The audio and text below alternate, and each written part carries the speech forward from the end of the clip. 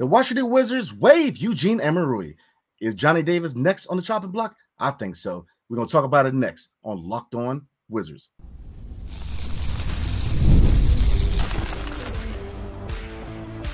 You are Locked On Wizards, your daily Washington Wizards podcast, part of the Locked On Podcast Network. Your team every day.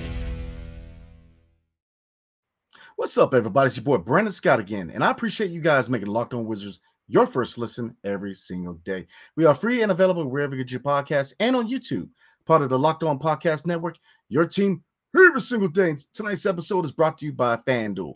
Now through September 22nd, all FanDuel customers can bet $5 and get a 3-week free trial of NFL Sunday Ticket from YouTube and YouTube TV. All you have to do is visit FanDuel.com/LockedOn to get started. All right, everybody. Eugene Omoruyi is officially waived from the Washington Wizards.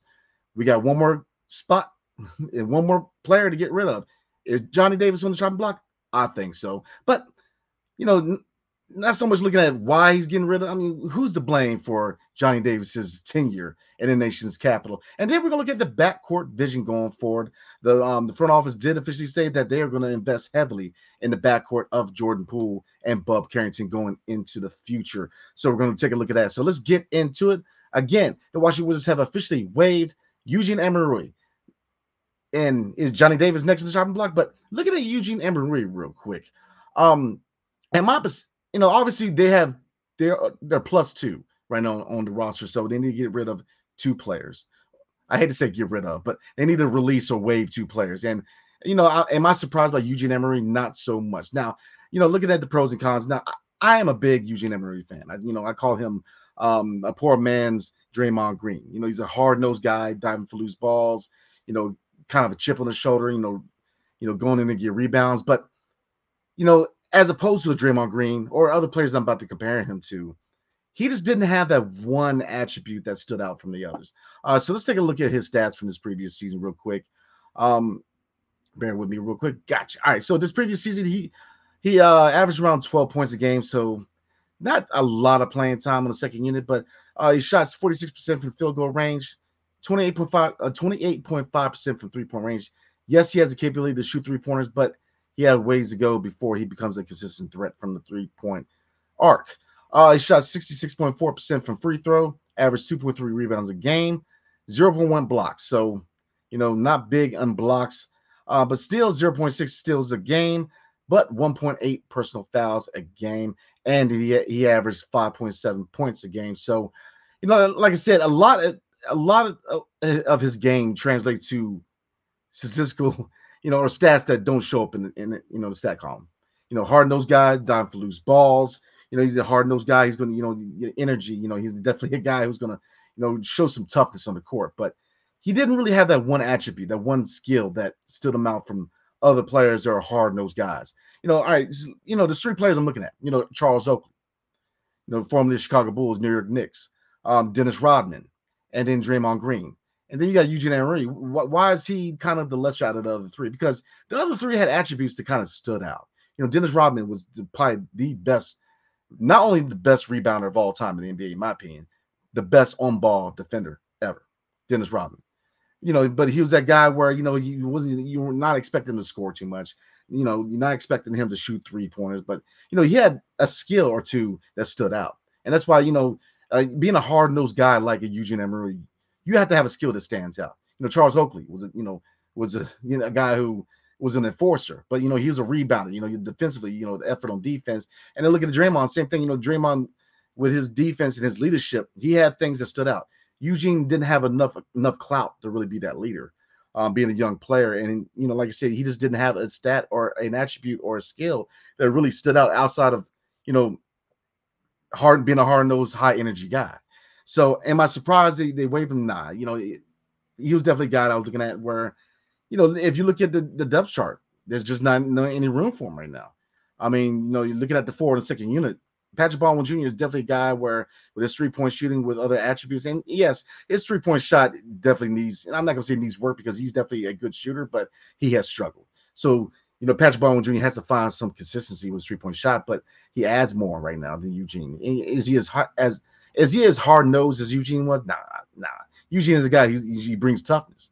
But if you bring toughness, like i.e. a Dennis Rodman, Charles Oakley, or Draymond Green, you have to have an attribute or two or a skill set or two that, you know, bring, add some value to your game. Because, you be hard nosed, but if you're hard nosed and can't shoot, when it comes to being on the chopping block, very often than not, you're going to be on your way out of town. So, Eugene, thank you for your service, man. I definitely believe that he was a high energy, hard nosed guy that was needed on this team. But like I said, with these 3 draft picks coming in this year from this year's draft, we needed a room, man. And like I said, definitely appreciate the effort, definitely appreciate the dog factor, but the Wizards went in another direction. But is Johnny Davis the next man on the chop block? And I'm going to say yes, because let's take a look at the depth charts real quick. Potentially, I mean, if you were going to retain Johnny Davis, where would you play him? Even when you add in Keyshawn George and Bub Carrington, right now, I mean, looking at his fit, 2 guard on the second unit.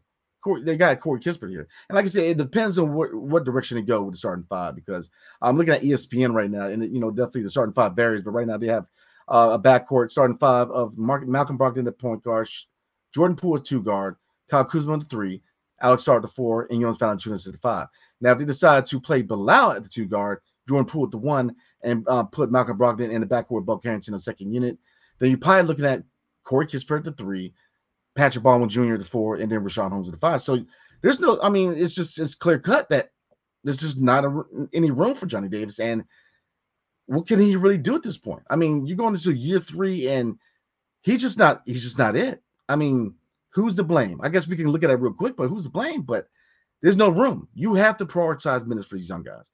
Keyshawn George, if it's between him and Johnny, I got to say it. You have to prioritize minutes for Keyshawn George, because in his short sample size, summer league, but he's shown that he's already a better player than Johnny Davis. And, you look at last year when you had Jules Bernard and Justin Champagnie, they came from the go-go and they were automatically better players than Johnny Davis. So I think that is the easy choice. Johnny Davis is definitely going to be that next guy. Pretty much the only choice. If you look at the depth chart, I mean, who else would you consider waiving? I mean, Jared Butler, because, I mean, if you look at the point guard situation, you got Malcolm Brogdon, Jordan Poole, and Bub Carrington, but then, injuries happen. And I think that Jared Butler has done enough that he's earned a spot on his team, at least to start out the season. I wouldn't waive Jared Butler. To me, the obvious choice, the only choice, is Johnny Davis. Now, who's to blame for his tumultuous era in DC, his time in DC? It's hard to say, man. A lot of the blame goes to Tommy Shepard and company, right? When they try to make him a point guard, when they try to make him a 3-point shooter, where, he's shown in college that he can hit that shot, but he's far from being a reliable, consistent 3-point shooter. He's a guy who is a mid-range shooter. He's a guy who he's not going to blow past anybody with speed. He's a guy who relies on footwork, finesse, to put himself in the best position to score. But, when they try to change his shot 6 or 7 times, I mean, when they try to make him a point guard, it just, and you look at the fact that the confidence level, I mean, the confidence is the big factor here, because we've seen other players on this roster, like Denny Avia, who, when his confidence is high, great player. When his confidence is low, he's unplayable. And you can say that about, Bilal Coulibaly. With young players, period, confidence is key for young players, because when their confidence is high, they have an impact. When their confidence is low, at times it could be unplayable.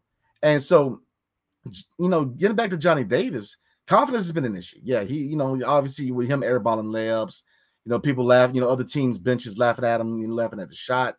His confidence taking a hit. And you can argue also from a team standpoint, has his team, whether, Wesley Snell Jr. definitely did not put him in the best position to be successful. And Brian Keefe, to a certain degree he did, but didn't also. But, I mean, once Brian Keefe came in, it is what it is when it came to Johnny Davis. The last regime under Wesley Snell Jr.'s coach and Tommy Shepard GM, they did not put him in the position to be successful. Changing his game, as far as what his position is. He's a 2 guard. He's not a point guard. Messing with his shot. I didn't think his shot was broken. But, all of a sudden you see a different shot, and then it's gone through 5 or 6 different, shot arcs. It's just them changing his game did a number on his confidence. But it's not to say that, it's not on him too, right? When given minutes, you have to perform. You just didn't see that progression you wanted to see from Johnny Davis. There's times where there was times where you did see that potential, but on a consistent basis, he just did not live up to being 10th overall pick. And I think that he's the only choice. If you look at the depth chart, I just don't see anybody else you would consider. I mean, Anthony Gill, you just re-signed him, and he's a very important leadership guy on this team. I mean, I just don't see anybody on that. So to me, Johnny Davis, his time is coming to an end in DC, and it should be. I mean, I think that it's time for him to find somewhere else to further his basketball career. Like I said, I like Johnny Davis, very humble young man, hard worker. He definitely put the time in, but it just didn't pan out in DC. So again, kind of like my man Eugene, when the time comes, definitely thank you for your service, JD. But ultimately, we all can agree he did not live up to the 10th overall pick. And, it is what it is at this point. Because, like I said, to me, Johnny Davis is definitely the next guy out. Because there's nobody else that you could really consider on this team. I don't see. I mean, Patrick Baldwin Jr., are they willing to waive him to make room? But, I mean, you can argue, has Patrick Baldwin Jr. lived up to him? His skill set, not so much with him being a shooter. He definitely needs to find a more consistent jump shot, especially from 3-point range, but he's still a better player than Johnny Davis. Johnny Davis is the only choice right now. And like I said, it is what it is. If you look at Tommy Shepard moves or trade picks, that is, Rui's gone, Denny's gone. We'll see about Corey Kispert, and it appears Johnny Davis is on his way out. So like I said, Will Dawkins has put his stamp on his front office. He should, because he's doing an immaculate job. And so Johnny Davis, thank you for your service, but looks like you're next up on the chopping block, man. So like I said, you guys comment below and let me know what you're thinking. But to me, Johnny is definitely following right behind Eugene Omoruyi. And he's probably going to be the next guy waived, because we are now +1. We need to waive one more guy. And it appears Johnny Davis is that guy. So you guys definitely hit the comment section. Let me know what you guys are thinking. So we're going to look at this backcourt. What is the backcourt vision going forward? Will Dawkins' company did say that they are going to put a lot into this backcourt of Jordan Poole and Bub Carrington. Now, obviously, we talked about the timeline before, but what is the vision for this backcourt into the future? We're going to look at different perspectives and different avenues. But before we do, tonight's episode is brought to you by eBay Motors. So passion, drive, and patience. The formula for winning championships is also what keeps your ride or die alive. eBay Motors has everything you need to maintain your vehicle and level it up to peak performance. Superchargers, roof racks, exhaust kits, LED headlights, and more. Whether you're into speed, power, or style, eBay Motors has you covered. With over 122 million parts. I'm going to repeat that. With over 122 million parts for your number one ride or die, you always find exactly what you're looking for. And with eBay Guaranteed Fit, your part is guaranteed to fit your ride every time, or your money back. Because with eBay Motors, you're burning rubber, not cash. And with all the parts you need at the prices you want, it's easy to make your car the MVP and bring home huge wins. So look, keep your ride or die alive at ebaymotors.com. Eligible items only, exclusions apply. eBay Guaranteed Fit, only available to U.S. customers. Thank you for making the Locked On Wizards your first listen of the day. For your second listen, enjoy the Locked On NBA podcast. There is no offseason in NBA, let me tell y'all. And Locked On NBA provides daily basketball analysis for national and local experts in 30 minutes or less. No one keeps you as informed and entertained as Locked On NBA. Available on YouTube or wherever you get your podcasts. Part of the Locked On Podcast Network, your team every single day. All right, everybody, let's get into it. And like I said, there was comments made by the front office of Will Dawkins, Michael Winger, and Travis Schlenk, where they're going to invest heavily in the backcourt of Jordan Poole and Bub Carrington. Now, a lot to look at. What is the future backcourt in DC? If you look at point guard right now, Jordan Poole, Malcolm Brogdon, Bub Carrington. You can just say Jared Butler, but I think the top three names you're looking at, definitely as far as future fit is that you're looking at Jordan Poole and Bub Carrington, right?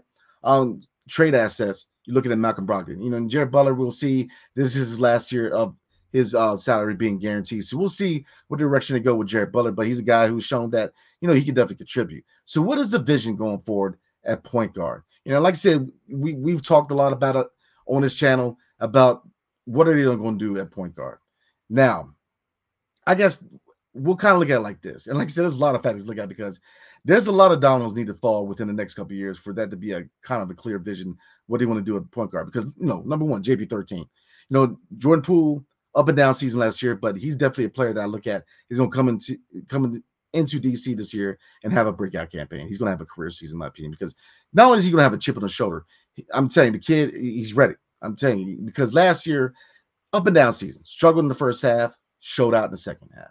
But he showed that he's got the mental capacity, he's got the fortitude to deal with criticism, which is big for a young player like Jordan, because he's still a young player, but he's a young player who has championship DNA, winning the chip with the Golden State Warriors. He's a guy who he's shown he can take L's.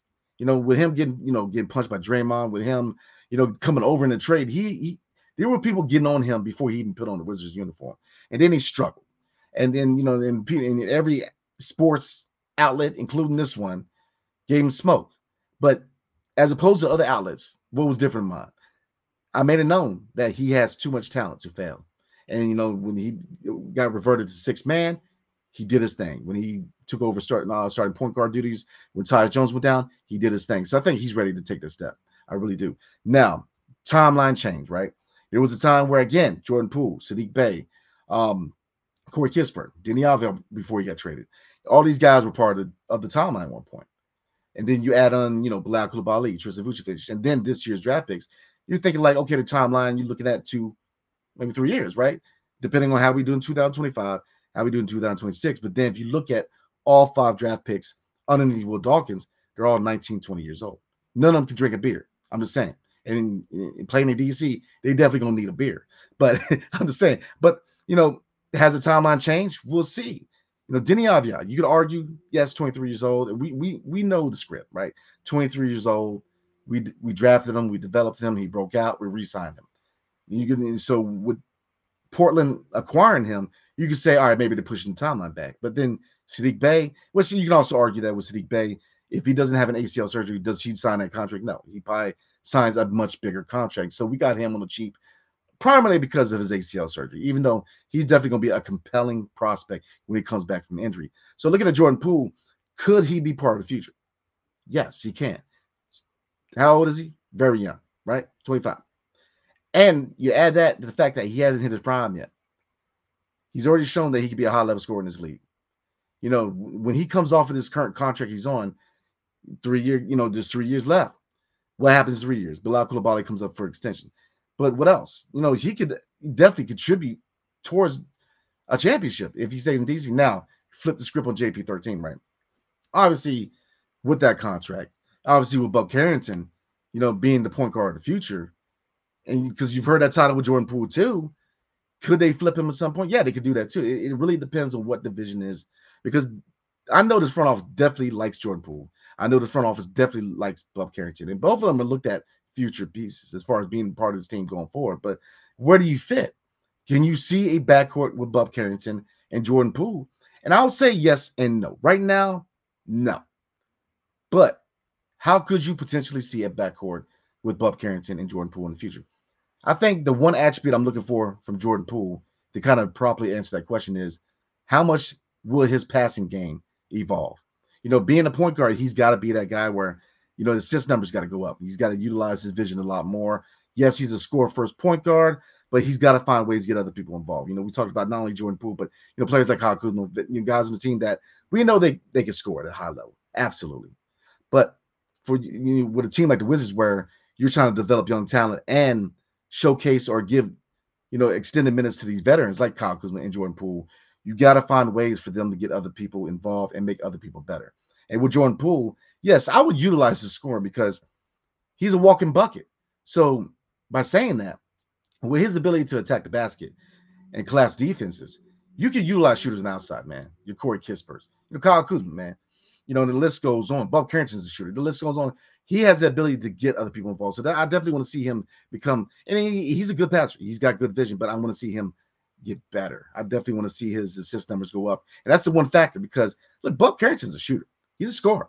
And could he be a 2 guard? Absolutely. He could be a 2 guard. Even though a lot of people view him as a point guard, he's a guy who's shown that he can, I'm telling you, he's a scorer. So in my opinion, could Bob Carrington be a 2 guard in the same backcourt as Jordan Poole? I'm going to say yes. So I'm going to pull up his scouting report, and I know that I went over the scouting report during the draft process, but we're going to go over it again to kind of look at what attributes can really serve him if they want to do a backcourt with him and Jordan Poole. Like I said, the vision right here is not clear, what the vision is at point guard. Do they look at it as, Jordan Poole holds it down for 3 years and then Bob Carrington comes in? They very well could be that type of scenario. Now, Malcolm Brogdon, definitely here to be a mentor. Does he start at point guard? Is he the two guard? Does he start in the second unit? Again, a lot of questions will become clear the closer we get to training camp. Once we get past training camp, and you best believe that Brian Keefe's going to go through a lot of different lineups during the preseason. So, like I said, that's a question. Especially who's the starting five. That's a question you're probably not going to get answered till right before the season starts, because the preseason, Brian Keefe is definitely going to put out a lot of different lineups to see what is the best lineup, what is the best defensive lineup, best scoring lineup, what's the best balanced lineup. So, we have time. Training camp and preseason is going to do a lot for Brian Keefe and company to evaluate what truly could be the starting five to start the season. Because, the starting five to start the season is not necessarily going to be the starting five at the end of the season. We all know that, right?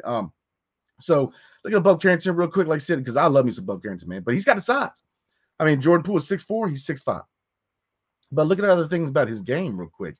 I mean, his scoring prowess, to me, is the biggest thing about Bub Carrington. And this is his score. This is his scouting report. It says, as a scorer, Carrington is extremely fluid and gets to his spots in unique ways.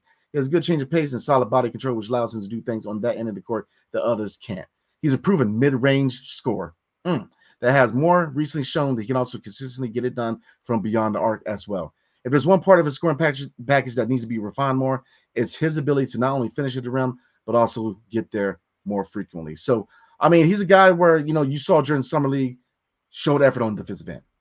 That's the biggest thing with a potential backcourt with Jordan Poole. And that's why I said I advocated for Bilal Coulibaly to start the season being the two guard. Even a long term, he's definitely the wing. He's definitely your small forward of the future. But, in a backcourt where you have a scoring minded guard, whether a point guard or two guard, one of the guys had to defend. If you look at John Wall era, John Wall was better defender than Bradley Beal. John Wall was people sleep on how good he was.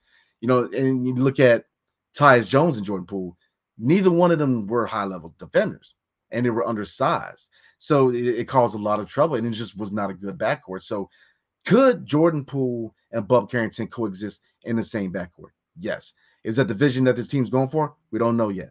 But I think that they made it known that they're going to invest in Jordan Poole and Bub Carrington.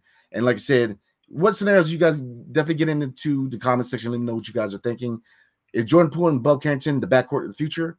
Or is Jordan Poole pretty much holding it down while Bub Carrington develops? You guys let me know what you think, because I think that either way I can see. I can see them, like I said, 3 years is the big number for a lot of veterans on this roster, because 3 years, after 3 years, they are looking to re-sign Bilal Coulibaly if Bilal Coulibaly develops into what they think he can be, right? Into that player that I think a lot of us think he can definitely develop into, which is a fringe all-star 3-and-D wing. I think that the potential's through the roof, but he's got to put the work into, especially offensively. Defensively he's there, but offensively. So getting back to Bub Carrington and Jordan Poole, I could see them, I can see Jordan Poole holding down the fort till Bub Carrington develops, and then Bub Carrington takes over. But I could also see a scenario where they could be in the same backcourt. So, because like I said, they are both high-level scorers. Obviously, Bub Carrington has a lot of development to go through, but Jordan Poole. So we said, like I said, you guys know I'm a big Jordan Poole guy. I'm a big Bub Carrington fan, man. So, like I said, I'm a big fan of both of them. So you guys let me know what you're thinking, man, because like I said, it's very unclear what the direction is going forward officially.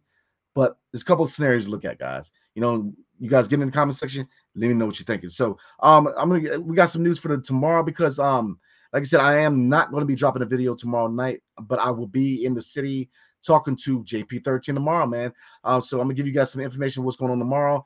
If you're in the area, definitely show out. If not, definitely some things to talk about as far as Jordan Poole and his effect on the DC area off the court. But before we do, tonight's episode is brought to you by FanDuel. So look, you've heard us talk a lot about FanDuel, America's #1 sports book. Well, we have something a little different for you. Now through September 22nd, all FanDuel customers can bet $5 and get a 3-week free trial of NFL Sunday Ticket from YouTube and YouTube TV. Then with a YouTube TV base plan, you'll be able to watch every regular season Sunday afternoon out-of-market game. All you need is a Google account and a current form of payment, and you can cancel any time. So look, all you have to do is just visit FanDuel.com/lockedon to download America's #1 sportsbook, FanDuel. All right, everybody, let's get back into it. All right, so like I said, dropping this tonight.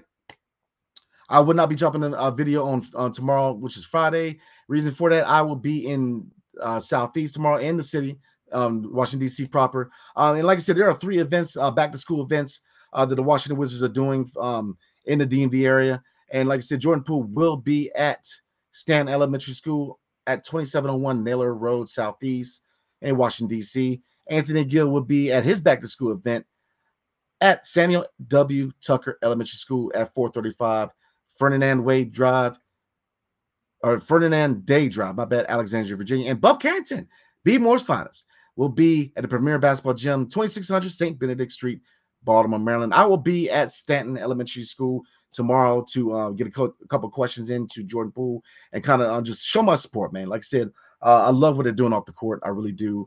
And like I said, like it really goes something I wanted to cover real quick before we move on and call it a night. And, like I said, I've advocated for Jordan Poole to be a long-term piece. Like I said, I understand all different perspectives that could be a future trade piece. Absolutely. Bob Carrington could, definitely be the guy going forward. But, Jordan Poole, man, if you look at the fact that right now he's been working, he's working out with Alex Sarr. He's been a big supporter of Alex Sarr, and saying, you definitely wants to be part of what they're trying to build in DC. That's words from the horse's mouth. Jordan Poole wants to be part. He wants to be part of this. And, a lot of people, look at a player like Kyle Kuzma and say, look, why are we so quick to move on from Kyle Kuzma? He's a guy that wants to be here. He's a guy who's setting up roots in the area. Same thing with Jordan Poole. I mean, he's a young guy who, again, has not hit his prime yet. And he's going to be hitting his prime right when we ramp up to compete and contend for a playoff spot. So I definitely think he should definitely be considered a long-term piece. And Bob Carrington, again, what's not to love, man? I mean, point guard of the future, but could they potentially coexist in the backcourt? I think that's something that they're definitely going to look at long-term. But working off the court, he's done, this offseason, he's done a couple of events where, he's doing stuff for kids as far as basketball camps. And then you look at back to, the back to school event, it echoes John Wall, right? John Wall was huge in the DMV, man. You guys know. I'm not going to get too deep into it because a lot of you guys already know. John Wall was immaculate off the court in the DC area. I'm not going to get political, but, he did a lot more than most do. I'll say that.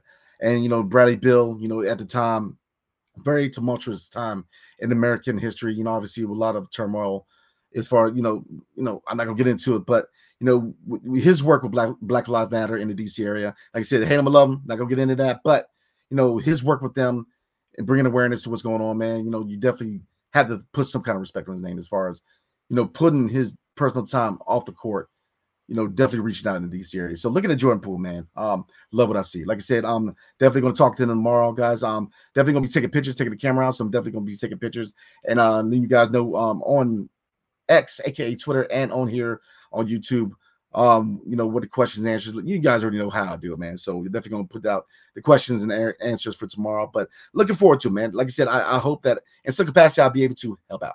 Like I said, because I think the work off the court is just as important as the work on the court. Keeping alive that link to the community is big, especially in a city like Washington, D.C., man, which, unfortunately, the community does need help. And like I said, I'm not going to get political, but I love to see this from Jordan Poole. I love to see this from Anthony Gill. Definitely shout out to Bob Carrington, doing his back to school event in Bmore. Bmore, there's another city where, we need to put more time in that in the Bmore, man. And same thing with DC. So I love to see players going out there and giving back. Back to school, definitely, right now the economy, a lot of us are hurting, man. Groceries, clothes, gas, the list goes on. So them going out there and helping, supplies and stuff like that, getting kids ready to go back to school in DC, Virginia, and Maryland, I think is a big thing. So like I said, one factor to look at, because not every Wizards player has been known to do a lot of work off the court. I mean, Gilbert Arenas, as much as I love Agent Zero, he was synonymous with giving back. I mean, and it's not to say that everybody has to, even though I think there's a mandate to a certain degree, but not to say that everybody has to, but it's definitely refreshing to see guys give back to the community that they play for, because, you gotta give back. If you expect people to spend hard-earned cash to watch you play, you gotta give back. And Jordan Poole has impressed me. He impressed me from the second half of the season on. And even then, just the fact that he has taken his L's and kept working. Now he's setting up his roots in the DMV, kind of like Kyle Kuzma opened a restaurant in Gainesville, Virginia, and one in DC proper. And then I think he just opened up another Mahana Fresh in Toms River, New Jersey. But Jordan Poole he's putting his time into the DMV. So I think we have to take that into consideration, as far as what his place is here in the organization going forward. These are attributes you want to see from a guy that could potentially be part of the organization going forward. And like I said, definitely, want to clap real quick. Definitely, shout out to Bub Carrington, Anthony Gill, and JP13 for giving back and being present at the back to school events tomorrow in the DMV, in DC proper, Maryland, and the Commonwealth of Virginia. So, like I said, tomorrow I will be down there in Southeast. If you guys in the area, definitely come out, show your support to the children going back to school. There's gonna be a lot of stuff out there, food and games and all kinds of stuff, man. So definitely consider going out there showing your support if you're in the area, man. But again, I think we need to, in regards to his work off the court and on the court, I think we need to put a little respect on his name to a certain degree. Whether you hate him or love him, it's good to see him putting some work into the community. And I think that's definitely another good reason why, we should look to him to be a future piece. So, all right, guys, definitely comment below. Let me know what you guys are thinking. Appreciate you guys, man. I will see you guys.